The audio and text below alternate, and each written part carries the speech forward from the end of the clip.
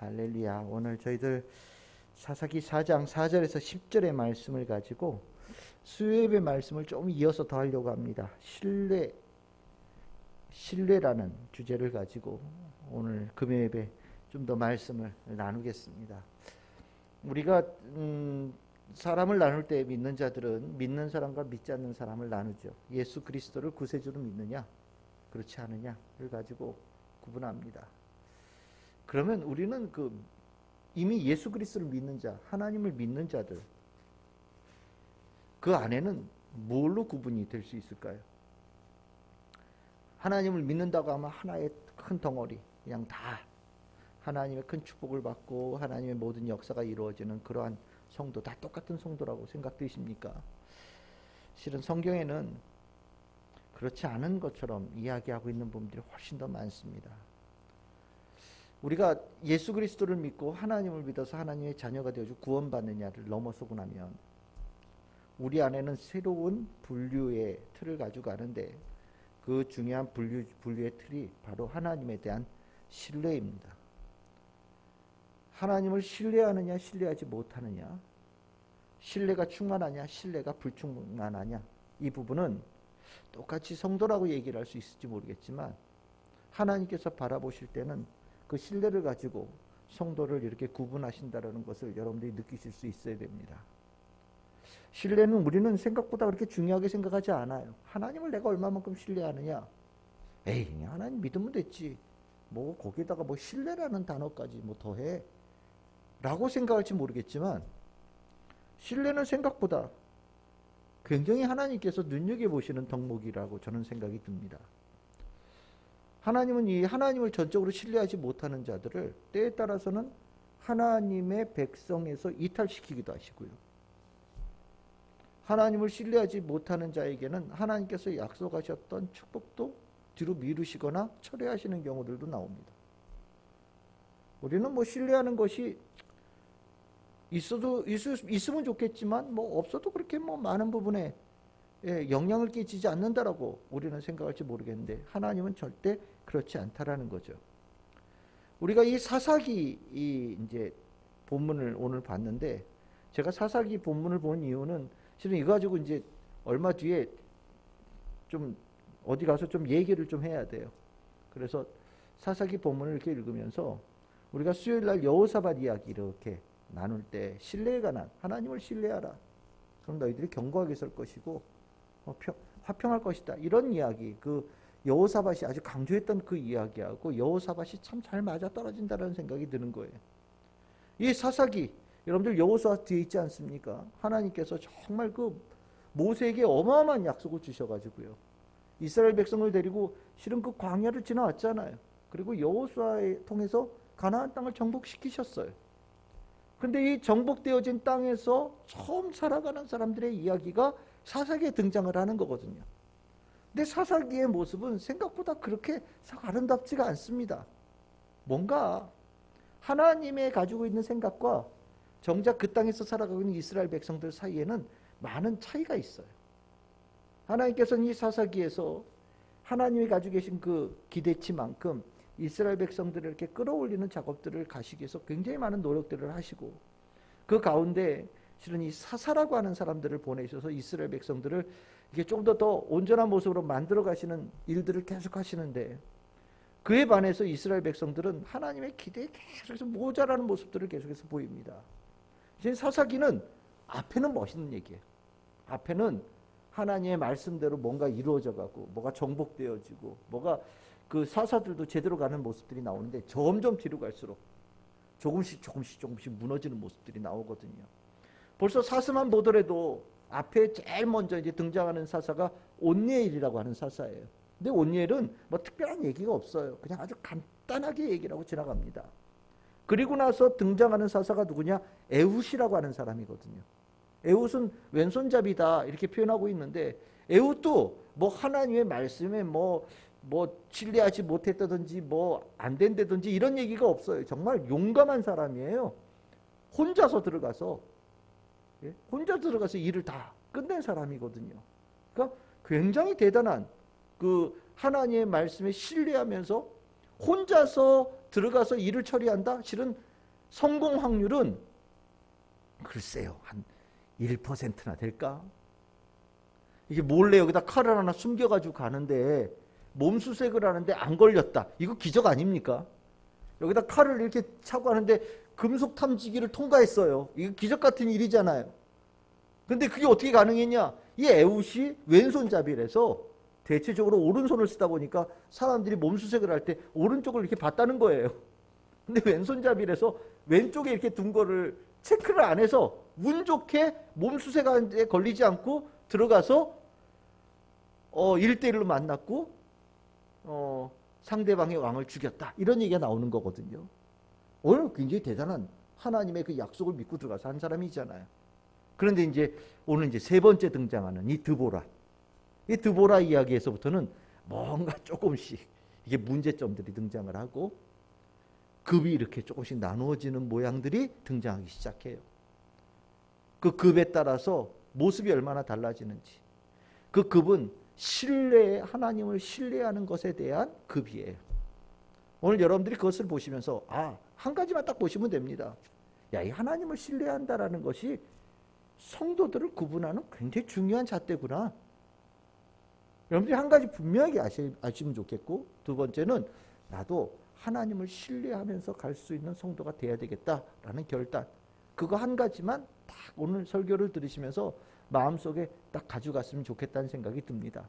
그것을 위해서 얼마만큼 하나님께서 신뢰라는 이 단어를 중요하게 여기시는지를 우리가 좀 봤으면 좋겠어요. 신뢰 하나로 높이 쓰임을 받은 사람, 오늘 이 드보라 이야기에는 드보라라고 하는 여자가 등장을 합니다. 여러분들 사사, 여자다. 이게 굉장히 특이한 거예요. 이스라엘 백성 전체의 왕 중에 여자 왕이 실은 없었죠. 자기가 억지로 아들들 다 죽이고 왕이 되어졌던 아달리아라고 하는 여자 한 명이 있긴 했었지만 그건 억지로 자기가 올라선 사람이고 실제로 왕이라고 표현하지도 않았고 실질적으로 이스라엘 역사 전체에서 여성이 지도자 역할을 하는 이야기가 그렇게 많지 않아요. 각자 그냥 어떤 조그마한 부분에서 각자의 역할을 담당하긴 하지만 대표적으로 이스라엘 백성을 전체를 이끌고 가는 역할을 한다? 이거 참 상상하기 어려운 이야기인데 드보라는 여성이 전체를 이끌고 가는 리더로 하나님께서 세우셨다라고 얘기하고 있는 아주 중요한 인물입니다. 이 드보라, 여러분들 4절에 보시면 이렇게 나오죠. 랍비돗의 아내 여선지자 드보라. 이 드보라에 대한 소개가 장황해요. 일단 여자고요. 예언자고요. 그리고 랍비돗이라고 하는 남편이 있는 여자예요. 근데 분명하게 얘기하죠. 이스라엘의 사사가 되었다. 지도자가 되었다라는 겁니다. 이 당시의 여성의 지위는 그래 높지 않았거든요. 여러분들 하나님께서 여성에게 전권을 줬다고 칩시다. 하나님께서 그에게 카리스마, 은혜를 주었다고 칩시다. 당시에 여자들은 사회적인 지위를 허용하기가 어려운 상황인데 하나님께서 어떤 여성에게 사사의 직분을 주셨다고 했을 때 남자들이 쫓아갈까요? 지금도 여성이 어떤 지위가 이렇게 높아지는 것에 대해서 실은 많은 남자들은 실은 좀 불편해하는 부분들이 가지고 있거든요. 그래서 우리나라에 계속 성평등에 관한 이야기들을 많이 하죠. 근데 사회적으로 우리가 이렇게 잘 생각해 보시면 기업의 리더들 총수도 여성의 숫자가 상당히 작은 편이고요. 국회의원의 숫자도 여성들이 의도적으로 몇 퍼센트를 이렇게 채워 넣어서 퍼센테이지가 된 거지 그렇지 않으면 여성의 숫자가 그렇게 많지 않은 겁니다. 이번에 문재인 대통령 정부 들어서서 관료의 몇 퍼센트를 여성을 쓰겠다라고 얘기를 약속하고 시작했지만 그 퍼센테이지 다 못 채웠거든요. 그 이유는 뭔가 여성에 대한 약간의 의심들 그리고 비하의 마음들 죄송해요. 이런 얘기를 표현해서 있는 거예요. 지금도 그래요. 이게 유교의 문화다라고 얘기할지 모르겠지만 그건 우리나라뿐만 아니라 미국도 매한가지고요. 서양도 다 똑같아요. 유리천장이라고 그러잖아요. 보이지 않는 벽이 있어서 여성들이 사회적으로 지위적으로 이렇게 올라가는 게 그렇게 쉽지 않다라고 얘기하는데 하물며 지금으로부터 거의 한 3,000년 전에 있었던 사회에서의 여성의 지위 실은 이건 얘기하기 참 어려운 거예요. 근데 이 여성을 하나님께서 사사로 찜하셨어요. 그럼 하나님께서 이 드보라를 도대체 뭘 보고 찜하셨을까? 궁금하지 않으십니까? 뭐 이 드보라 뭐 대단한 무슨 부자다 이런 얘기도 없고요. 뭐 학력이 대단하다 이런 얘기도 없어요. 이 여성이 사사로 선택받을 만한 그 전에 뭔가 다른 조건들을 얘기한 게 전혀 없어요. 그럼 우리는 궁금해집니다. 왜 수많은 사람 중에 하필이면 여자 드보라를 사사로 삼았을까? 이 앞에는 얘기가 나오지 않지만 그 뒤를 보면 우리는 조금씩 이 드보라가 하나님께서 왜 선택하셨는지를 알아가는 포인트들이 보이기 시작해요. 그걸 보시면 이 여선지자라고 표현했는데 5절에 보십시오. 드보라의 종려나무 아래에 거주하였고 이스라엘 자손은 그에게 나가서 재판을 받았다라고 얘기합니다. 그러니까 이 드보라가 이렇게 표현하시면 좋을 것 같아요. 드보라 큰 종려나무 밑에 매일같이 드보라가 출근했다는 거예요. 사무실을 하나 차려놓고 큰 나무 눈에 띌 만한 밑에다 사무실 하나 차려놓고 드보라가 출근했다는 겁니다. 출근해서 뭐 하느냐? 재판관 역할을 했다는 거예요. 재판관 역할을. 그럼 이 여성이 뭐 우리말로 표현하면 법학대학원을 나와서 재판을 하는 거냐? 아니면 뭐 공부를 많이 해서 학식이 높아서 재판을 하냐? 그게 아닌 거죠. 이 여자가 재판을 할 수 있었던 이유는 공명정대했기 때문에 재판하는 거예요. 그 여자는 정확하게 사리 분별 정확하게 옳고 그름을 정확하게 분별하는 능력을 가졌다라고 본 겁니다. 이 모습이 과연 뭐에서 비롯되어졌겠느냐? 이 여인이 하나님께서 쓰시는 선지자로서의 역할을 제대로 감당한 거죠. 하나님의 사람으로서 하나님이 믿고 맡길 수 있는 것이 그 여에게 들어갈 만큼 하나님을 신뢰할 수 있는 여자였다라는 겁니다. 이 여자는 하나님의 말씀대로 판결하는 힘을 가졌던 사람인 것 같아요. 그러다 보니 이 여성에게 모든 이스라엘 백성들이 찾아와서 판결을 물어보는 자가 되어졌어요. 하나님을 신뢰하며 하나님께서 맡긴 일을 잘 수행했더니 모든 이스라엘 백성들이 이 드보라를 신뢰하는 사람이 되어졌다라는 거죠. 결국 이 드보라가 실은 그 모습 속에서 하나님께서 쓰임받았다라고 하는 이 사실은 우리가 하나님에 대해서 신뢰를 갖고 또 하나님께서 신뢰할 만한 사람이 되어진다는 것이 얼마나 중요한 것인지를 깨닫게 되어지는 겁니다. 드보라는 그 하나 가지고 되어진 사람이에요. 이 하나님께서 신뢰하는 자를 쓰시는데 이 신뢰라는 것이 여러분들 언제 드러나는 것 같습니까? 하나님을 내가 신뢰하느냐 신뢰하지 않느냐. 하나님을 신뢰하느냐 신뢰하지 않느냐는 가장 어려울 때 드러나는 거예요. 가장 힘들 때. 드보라가 하나님을 신뢰한다라는 증거가 어디 나오느냐? 여러분들 6절에 보십시오. 드보라가 사람을 보내어 아비노암의 아들 바락을 납달리 게데스에 불러다가 그에게 이르되 이스라엘의 하나님 여호와께서 이같이 명령하지 아니하셨느냐? 너는 납달리 자손과 스불론 자손 10,000명을 거느리고 다볼 산으로 가라. 그리고 7절에 보시면 내가 야빈의 군대 장관 시스라와 그의 병거들과 그의 무리를 기송강으로 이끌어 내게 이르게 하고 그를 내 손으로 넘겨주리라 하셨다라고 말을 전합니다. 이 얘기가 왜 신뢰라고 얘기를 하느냐? 여러분들 4장 제가 읽지 않았지만 우리 1절에서부터 3절까지를 쭉 보시면요. 야빈이라고 하는 가나안 왕이 등장을 해요. 근데 이 야빈이라는 가나안 왕이 이스라엘 백성들을 몇 년 동안 학대를 했느냐? 자그마치 20년 동안 학대를 합니다. 학대했다라는 것은 완전히 절멸시킬 정도로 압제를 가했다는 거예요.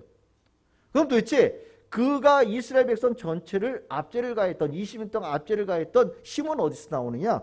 철병거 900대예요. 그러니까 무기가 어마어마했어요. 철제 무기를 가지고 있었을 뿐만 아니라 요즘 말로 표현하면 탱크 900대를 가지고 있었다는 거예요. 탱크 900대를 가지고 이스라엘 백성들이 살아가는 모든 데를 초토화시킨 겁니다. 그래서 이스라엘 백성들은요, 이 야빈의 탱크 부대가, 전차 부대가 나타나면 아주 이미 기가 확 죽어가지고 꼼짝도 못하는 상황 속에서 거의 죽어가고 있었다라는 거예요. 그걸 20년 동안 했다라는 겁니다. 근데 하나님께서 어느 날 드보라에게 그 야빈과 싸우라고 명령을 하셨다라는 거예요. 바락이라는 사람을 불러다가 많은 숫자도 아니에요. 10,000명 모아오거라. 10,000명. 여러분들 전차가 900대니까 야빈의 군대가 몇 명이겠습니까? 전차 한 대에 말 모는 사람이 있겠죠. 칼 들고 활 쏘는 사람이 있겠죠. 옆에 군인들이 있으니까 전차 한 대에 적어도 한 10대 명은 붙지 않았겠어요. 그죠? 그러니까 이 숫자만 해도 10,000명은 훨씬 넘었을 거예요. 그런데 10만 명을 모이게 하라고 해도 이길까 말까인데 10,000명 모이게 하라고 얘기합니다. 더군다나 어디에 모이라고 그래요? 기손강에서 내가 그 야변의 군대를 물리치게 하겠다라고 얘기합니다. 우리 강하고 이 동네 강은 틀린 강이에요. 우리는 한강처럼 물이 내내 흐르잖아요. 근데 여기는 비가 올 때만 흐르는 강이에요. 비가 안 올 때는 딱딱하게 굳어 있는 곳입니다. 그러니까 어떻게 되겠습니까? 고속도로 같아요. 완전 평지예요. 평지에서 제일 효과적으로 쓸 수 있는 무기가 뭐겠습니까? 바로 이 철병거예요. 탱크예요. 그래서 이스라엘 백성들은 보통 이 평지에 내려가서 싸우질 않아요. 산 위에서 싸워요. 전차가 못 올라오는 데서 싸웁니다. 근데 하나님께서 뭐라고 그러셔요? 기손강에서 내가 그 전차 부대를 완전히 쓸어버리겠다라고 명령하시고 10,000명을 모아서 전쟁을 치르러 나가라고 드보라에게 말씀하셨다라는 거예요. 여러분들 이게 성공 확률이 몇 %나 될 거라고 보십니까? 20년 동안 완전히 초토화되어져 있고 이쪽에는 몽둥이 들고 나가는데 저쪽에는 쇠로 되어진 칼과 창과 활과 거기다 탱크 900대를 가지고 덤벼드는데 무슨 수로 이기겠어요? 이거는 그냥 전쟁하러 나가면 자살이에요. 근데 이 드보라는요, 하나님께서 하신 말씀을 전적으로 신뢰하고 그 자리에서 하나님 그거 좀 이상한데요? 이런 얘기하지 않으십니다. 하나님께서 말씀하셨으니까 그 말씀하신 대로 정확하게 이행해 가는 모습을 보입니다. 이것이에요. 신뢰가 언제 나타나느냐? 바로 이럴 때 나타나는 겁니다. 가장 어려울 때, 힘들 때, 불가능하다 그 상황 속에서 하나님께서 하신 말씀을 있는 그대로 수용하고 하나님의 말씀을 신뢰하며 그대로 수행해 가는 그것, 죽을 각오를 하고 갈 수 있는 그것이 신뢰를 하고 있느냐 안 하고 있느냐에 대한 중요한 판단의 기준이라는 겁니다. 여러분들 이 드보라의 신뢰는 쉬운 신뢰가 아니에요. 그럼 보통 사람들은 이럴 경우에 어떻게 했느냐? 여러분들 그 다음에 나오는 바락이라고 하는 인물이 이제 우리가 초점을 맞춰야 됩니다. 바락. 사사는 드보라였는데 실은 이게 사사로 삼았다라는 것을 조금 더 쉽게 조금 다르게 보면 원래는 바락이 군대 지휘관으로 하나님께서 찜한 사람이에요. 드보라는 여자니까요. 전쟁에 나가서 전쟁을 치르기에는 연약하잖아요. 그리고 종려나무 밑에서 어려운 일을 온 사람들을 판결해주는 역할을 했어요. 그러니까 저처럼 엉덩이도 좀 크고 아마 이게 몸으로 쓰는 데는 아마 조금 불리한 사람이었을 가능성이 상당히 높아요. 그러니까 전쟁을 통하여서 이스라엘 백성을 구원하려고 하니 하나님께서 점 찍어 놓은 사람은 따로 있었던 거예요. 그게 누구냐? 바락이라고 하는 사람이에요. 그러니까 엄밀하게 얘기하면 진짜 사사는 누가 되어야 되는 겁니까? 바락이라고 하는 사람이 진짜 사사가 되어야 되는 거예요. 하나님께서 그를 통해서 이스라엘 백성들을 구원하기로 작정하셨으니까요. 그런데 하나님께서 그 바락을 원래 눈여겨보지 않으셨겠어요? 아, 저 정도면 괜찮겠어. 힘도 세고 충성심도 있고 다 된 것 같아. 내가 쟤를 써야 되겠어. 그래서 드보라 보고 바락을 데리고 오라고 하나님 말씀을 전해준 거예요. 근데 바락이요, 하나님의 생각하고 조금 달랐던 것 같아요. 미흡한 겁니다. 뭐가 미흡했느냐? 하나님의 말씀을 신뢰하는 게 부족했어요. 드보라를 통해서 여선지자를 통해서 그 신뢰받는 여선지자를 통해서 하나님께서 말씀을 주셨는데 그것을 들은 바락은요, 그러면 가야지요. 이렇게 얘기하지 않고 뭐라고 얘기합니까? 저는 혼자서는 못 가요. 저는 혼자서는 못 가요. 드보라 선지자요, 당신이 함께 가면 가겠습니다 라고 얘기합니다. 이게 참 창피한 얘기죠.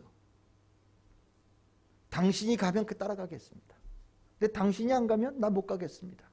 다른 걸 얘기하는 게 아닙니다. 하나님을 신뢰하는 데 문제가 있었다라는 거예요. 하나님께서 전쟁을 치르러 갈 때 가서 죽으라고 전쟁을 치르라는 게 아니잖아요. 가서 전쟁을 치르면 승리하고 20년 동안 압제를 했던 그 야빈과 야빈의 군대 장관 시스라를 내가 멸절시키겠다라고 약속하시고 보내시는 건데 그 승리에 대한 약속을 신뢰를 못하고 순간적으로 비겁해지는 겁니다. 하나님을 신뢰하지 못하는 자는요, 결정적인 순간에 뒤로 물러서요. 결정적인 순간에 비겁해집니다. 승부를 걸어야 될 때 승부를 걸지 못하고 하나님께서 나를 통하여서 승부를 걸겠다고 세우실 때 승부를 뒤로 미루거나 승부의 자리에서 떠나요. 이게 하나님을 신뢰하지 않는 자의 모습이에요. 우리가 믿음을 가지고 하나님을 따라가고 하나님을 신뢰한다고 할 때는요, 하나님께서 여러분을 통해서 여러분들의 삶을 뒤바꿔 놓는, 여러분들의 삶의 색깔을 바꿔버리고 여러분들의 삶을 억압하고 있는 것들을 뒤집어버리고 여러분들의 삶에 가로막고 있는 장애물을 깨트릴 만한 그 중요한 시점에 하나님께서 여러분들을 명령하시거든요. 나를 믿고 뚫고 가거라. 그러면 내가 그 일을 해결해 주마. 다 되어져 있다라고 여러분들을 보내셔요. 그때 하나님을 신뢰하는 자는요, 그 벽을 향해서 온몸을 내던져서 부딪힙니다. 여러분들 그 막상 부딪혀 보면 이런 벽 같은 거 내가 하나님 믿고 부딪히면 저 콘크리트 벽 내가 깨지겠지라고 생각할지 모르지만 하나님이 참, 성경에 그런 얘기 있잖아요. 이스라엘 백성들 막 가나안 땅으로 보내시고 할 때 이미 가나안에 살고 있는 사람들의 마음이 어떻게 됐어요? 녹아내리고 이미 무너져 내리고 겉으로는 막 허우대가 멀쩡하고 키가 이만큼 크고 막 강한 군대처럼 보였던 사람들이 이미 마음이 다 무너져서 종이 인형 같은 모습으로 되어져 있다는 것을 하나님께서 이미 만드시잖아요. 똑같아요. 어저께까지는 콘크리트 벽 같았어요. 내가 부딪힐 때마다 내가 다쳤어요. 근데 하나님께서 저기를 향해서 나보고 부딪히라고 할 때는요, 콘크리트 벽에다 부딪히라고 하는 게 아니에요. 이미 그 벽을 종이벽으로 바꾸시고요, 이미 그 벽을 깨트릴 수 있는 힘을 나에게 이미 주시면서 부딪히라고 하시는 거거든요. 그럴 때 하나님을 신뢰하는 자는 어저께까지는 실패했어도 오늘 주님을 신뢰하면서 그 일을 수행하는 사람이 된다라는 겁니다. 근데 그때 하나님을 신뢰하지 못하는 자는 어저께까지도 안 됐어요. 20년 동안도 안 된 일이에요.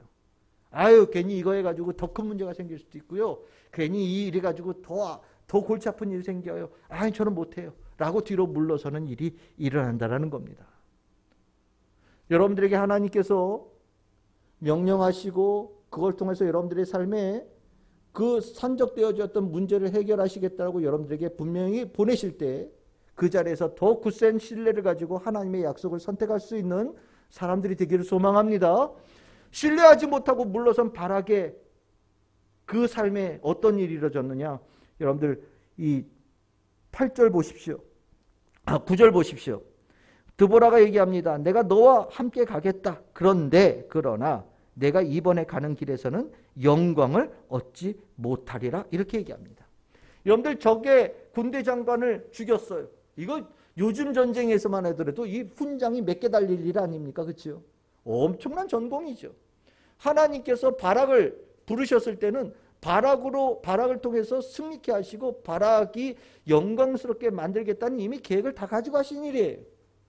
그런데 하나님을 신뢰하지 못하고 뒤로 물러서고 나니까 뭐가 사라져요? 그의 삶에 영광이 사라져요. 하나님을 신뢰하지 못하는 자는요, 신뢰가 부족한 자는 누군가를 쫓아가고 누군가를 따라가면서 그 일에 같이 갈 수는 있겠지만 중요한 한 가지 다른 점이 생기는데 영광이 없어요. 억지로 끌려갈 수 있죠. 내가 하지 않을 때 하나님은 다른 사람을 통해서 일을 하십니다. 나는 주저할 때 그럼 하나님께서 그만두시냐? 아니요. 하나님 계획은 하나님께서 일을 진행하시죠. 다른 사람을 통해서 일을 하셔요. 그러면서 이 일을 통하여서 하나님께서 예비하신 축복을 그 신뢰하며 그 일을 했던 사람에게 주신다라는 거예요. 원래 그 예비되어진 약속 축복이 원래 이 일을 믿음으로 따라가는 자에게 주시고자 약속되어진 것인데 그 축복이 신뢰하는 자에게 가고 신뢰가 부족한 자에게는 남는 것이 없어요. 여러분들 우리가 하나님을 믿으며 나아가면서도 하나님에 대한 신뢰가 부족해서 계속 미루어질 때 하나님께서 여러분들에 대한 상급은 없다라고 생각하시면 됩니다. 상급은 하나님을 신뢰하는 자에게 있는 것이다. 신뢰가 부족하면 약속된 영광도 놓치고 그렇게 되어지고 나면 우리들의 삶에 하나님께서 축복하신다라는 그 느낌이 참 많이 부족해지는 현상들이 일어나거든요. 하나님을 신뢰하는 것만으로도 하나님의 큰 축복을 받을 수 있는데 실은 우리가 하나님을 온전하게 신뢰하지 못하여서 놓친 축복이 얼마나 많을까 이것도 한번 생각해 봐야 되겠다는 생각이 듭니다. 하나님 우리에게 무슨 일을 맡기실 때 이미 이만한 축복을 준비해놓고 우리에게 일을 시키시는데 신뢰하지 못하여서 모든 예비되어 축복이 다른 데 가버리고 나면 나는 한 번도 하나님의 축복을 맛보지도 못하는 그런 성도가 될 수 있잖아요. 왜 이런 일이 벌어지냐고요? 오직 딱 하나요. 신뢰하지 못했기 때문에. 우리 신뢰가 부족한 성도가 되지 않기를 바랍니다. 이 드보라 이야기에서 그럼 신뢰가 부족한 바락보다 더 최악이 있느냐? 있어요. 드보라 이야기에는 정말 특이한 이야기가 나옵니다. 5장에 가면 드보라가 승리한 다음에 노래가 나와요. 5장 전체가 노래 같은 건데 드보라의 노래에서 참 이제까지 없었던 특이한 것이 하나 나오는데 14절 한번 보십시오. 14절. 14절에서부터 쭉 보시면 그 지파 이름들이 나와요. 에브라임 지파는 어떻고 베냐민 지파는 어떻고 스불론 지파는 어떻고 이사갈의 방백들은 어떻고 이런 얘기들이 쭉 등장을 합니다. 단 지파도 얘기가 나오고 하는데 문제는요. 여러분들 18절에도 스불론, 납달리 이런 지파들 이름 쭉 나오죠. 그런데 여러분들 16절 보십시오. 16절, 17절 중간에 조금 다른 이야기를 하고 있어요. 르우벤 지파에 대해서 얘기를 하는데 내가 양의 무리 가운데 앉아서 목자의 피리 부는 소리를 들으면 어찌 됨이냐? 르우벤 시냇가에서 큰 결심이 있었도다. 그리고 17절 길르앗은 요단강 저쪽에 거주하며 단은 배의 머무름이 어찌 됨이냐? 아셀은 해변에 앉아서 자기 항만을 거주하도다. 이런 얘기가 나옵니다. 이게 잘 해석이 잘 안 되시죠?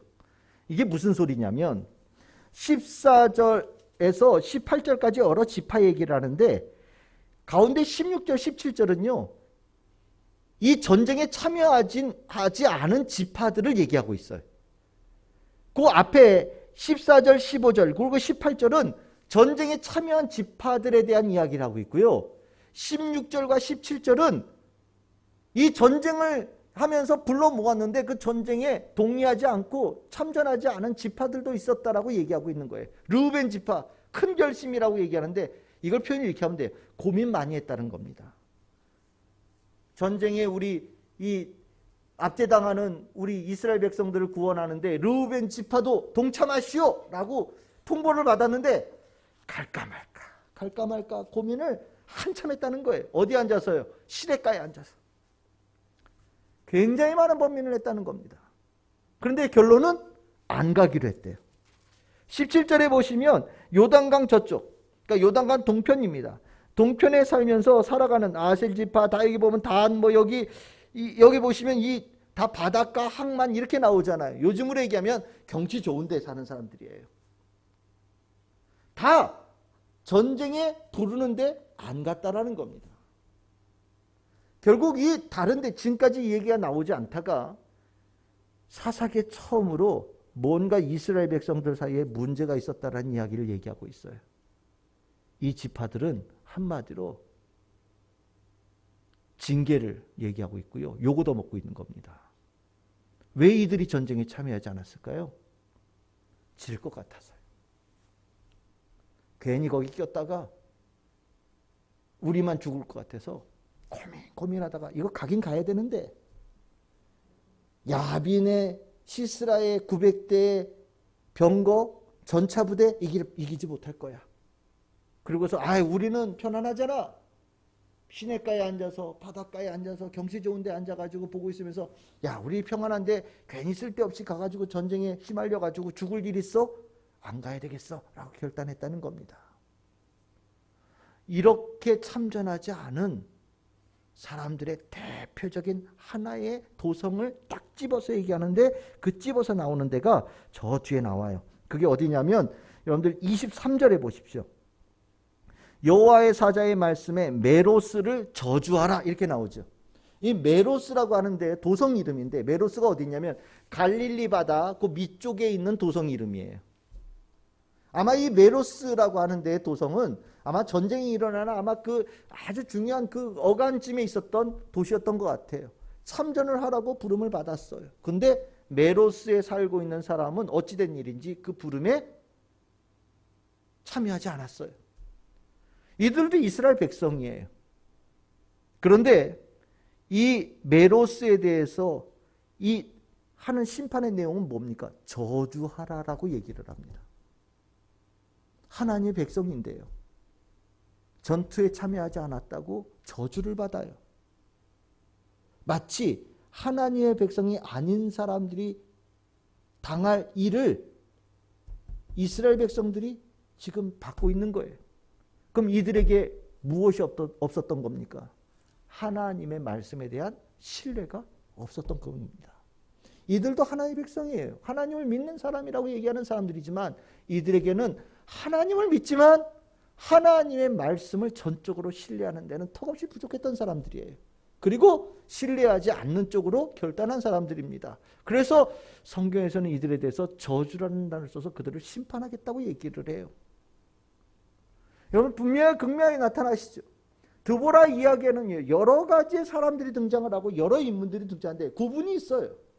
누구는 전적으로 하나님을 신뢰해서 복받은 사람, 하나님께 쓰신 사람이 있고, 누군가는 하나님의 신뢰가 부족하여서 영광 받을 것을 다른 사람에게 놓친 사람이 있고, 누군가는 완전히 하나님을 신뢰하는 것이 실패하여서 강한 질책을 갖고 때에 따라서는 저주받는 데까지 얘기가 되어지는 사람들도 등장을 해요. 실은 이게 다 믿는 사람들에 관한 이야기다라는 것을 분명히 기억한다면 우리는 이 셋 중에 하나에 속해 있는 겁니다. 믿는다고 다 해결되는 게 아니에요. 하나님을 제대로 신뢰하지 못하면 이 믿는 자 안에서도 구분이 되어지고 때에 따라서 아주 심한 질책까지도 갈 수 있다는 것을 우리는 이 이야기를 통해서 보게 되어집니다. 결국 하나님을 신뢰하는 것이 굉장히 중요한 문제다. 이 신뢰 여러분들 어떻게 생각하십니까? 하나님의 눈에 이 신뢰는요 굉장히 중요한 거예요. 외적으로 아무것도 없는 여인이었지만 드보라는 하나님을 신뢰하는 이 하나 가지고 높이 쓰임을 받았잖아요. 다른 말로 표현하면 하나님께서 믿는 우리들에게 요구하시는 것은 대단한 게 아니에요. 하나님을 전적으로 신뢰하고 따르는 성도가 되기를 원하시고 그 성도들을 하나님께서 눈여겨보신다는 것을 오늘 이야기를 통해서 우리는 분명히 깨달아야 됩니다. 하나님을 신뢰한다는 거 여호사밧도 그렇게 중요하다고 얘기를 했어요. 하나님을 신뢰하라. 너희들이 견고하게 설 것이다. 너희들에게 화평이 있을 것이다. 이 이야기가 그냥 흘러가는 한 번의 설교가 아닌 거예요. 역사 속에서 수도 없이 반복되어진 이야기였고 그 이야기를 여호사밧이 다시 한번 요약해서 선포하고 있는 겁니다. 어떠십니까? 여러분들은 하나님을 얼마나 신뢰하십니까? 하나님의 말씀을 기대하고 주어진 말씀을 순종하며 나아가는 것을 기뻐하는 준비되어진 성도들로 살아가고 계십니까? 아니면 주시는 거 봐서 내가 마음에 드는지 안 드는지 잘 생각해보고 나는 다 받아들이지 않고 한 절반 정도 받아들이는 정도로 살아가고 있어요 라고 살아가고 계십니까? 아니면 내가 살아봤더니 하나님은 이런 분야에는 뭐 대단한 분인 것 같은데 이쪽에는 꽝이야 꽝. 뭐 예를 들어서 이런 표현에 죄송해요. 하나님은 장사에는 별 재주가 없는 것 같아요. 예? 하나님 말씀대로 뭐 주일날 뭐 장사 안 하고 뭐 일 안 하고 뭐 그러면 장사 더 안 되더라. 하나님은 장사는 아닌 것 같아요. 내가 다른 거는 하나님의 말씀대로 가는데 장사는 역시 시장의 룰대로 가야 돼.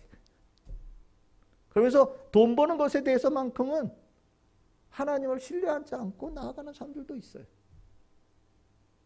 근데 여러분들은 어떻게 생각하십니까? 어떤 모습이 성도의 삶이라고 생각되십니까? 어떤 모습을 지향해야 될까요? 하나님은 어떤 분이라고 생각하십니까? 전적인 신뢰는 모든 것을 하나님께 내어 맡기고 나아갈 수 있는 것은 우리들의 분명한 신앙의 목표가 되어져야 됩니다. 우리가 그것을 다 하지 못하는 것에 대해서 하나님께 기도하고 다 하지 못하는 것에 대해 성령의 도우심을 구하면서 하나님 제가 믿음이 더 하나님을 더 신뢰하는 것이 충만해 져서 모든 것을 하나님의 뜻대로 살아가는 성도가 되어질 수 있도록 도와주세요라고 기도할 수 있는 정도는 돼야 된다는 겁니다. 우리가 신앙생활을 오래 해서도 하나님을 신뢰하지 못하고 살아가는 성도들 수없이 봐요. 애들 교육 어떻게 해야 되느냐? 하나님께서 하신 말씀 분명히 있잖아요. 근데 애들 교육은 하나님이 요즘에 21세기에 IT를 몰라. 하나님 말씀대로 애 키우면 애 버려 라고 생각되어진다면 하나님 신뢰하지 않는 거예요. 하나님은요, 시대와 공간, 역사 다 초월해서 완전한 주인이심을 여러분들 알고 계시죠? 이거예요. 제가 이렇게 목사로서 있으면서 성도들에게 제대로 가르치고 있나에 대해서 고민할 때가 가끔 있어요. 때에 따라서는 좀 답답한 목사로서 성도들에게 비치지 않나 라는 고민을 할 때도 있습니다.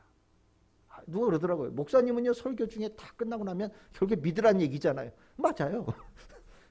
목사님 설교를 이렇게 다 적고 나면 나중에 결론은 잘 믿어라 이 얘기를 했다는 거예요.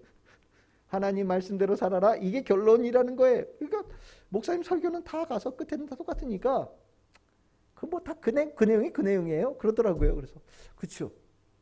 일부 맞는 얘기예요. 그럼 도대체 내가 그 성도님한테 물어봐요. 그럼 도대체 제 설교에서 뭘 원하십니까?